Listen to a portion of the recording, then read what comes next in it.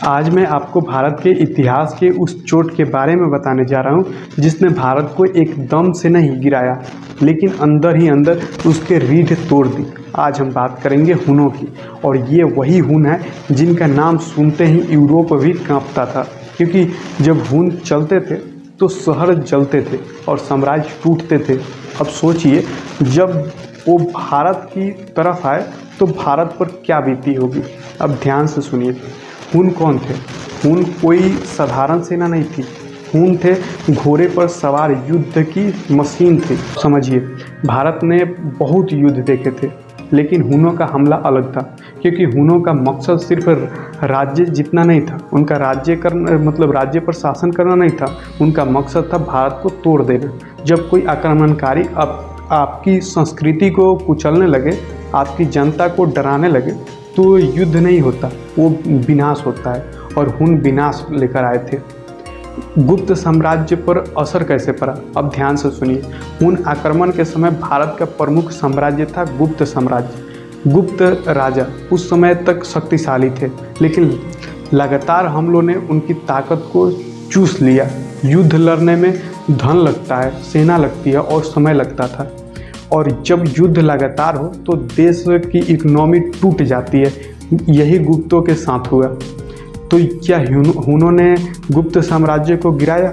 अब सच सुनिए, गुप्त साम्राज्य एक दिन में नहीं गिरा, लेकिन हुनों ने उसकी पतन की शुरुआत कर दी। कैसे? सीमाओं पर दबाव बढ़ाया, खजाने पर बोझ बढ़ाया, जनता में डर फैलाया, शहरों की तबाही मचाई और प्रशासन की कमजोरी।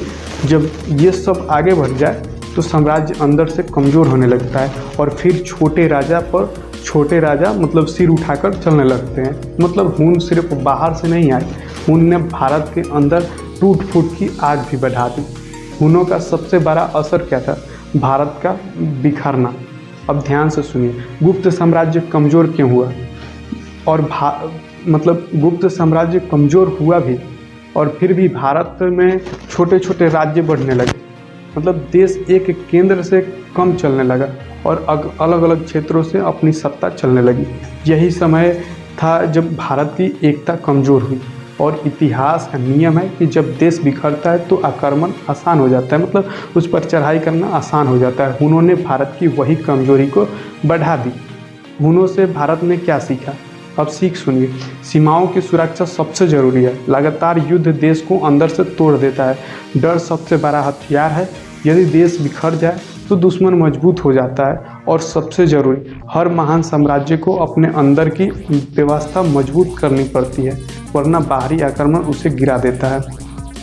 अब आज का आखिरी लाइन सुनिए। उन्होंने भारत को एक झटके में नहीं तोड़ा, उन्होंने भारत को धीरे धीरे खोखला किया। और यही सबसे खतरनाक हमला होता है, जो दिखता नहीं लेकिन अंदर ही अंदर साम्राज्य की सांसें रोक देता है। आज भी इतिहास हमें यह कहता है कि दुश्मन की तलवार से ज़्यादा खतरनाक हमारी अपनी कमजोरी होती है, और हुन आक्रमण भारत के लिए वही चेतावनी थी। तो दोस्तों, ये वीडियो यहीं पर समाप्त होता है। आपको ये वीडियो कैसा लगा कमेंट करके बताएं। मिलते हैं फिर।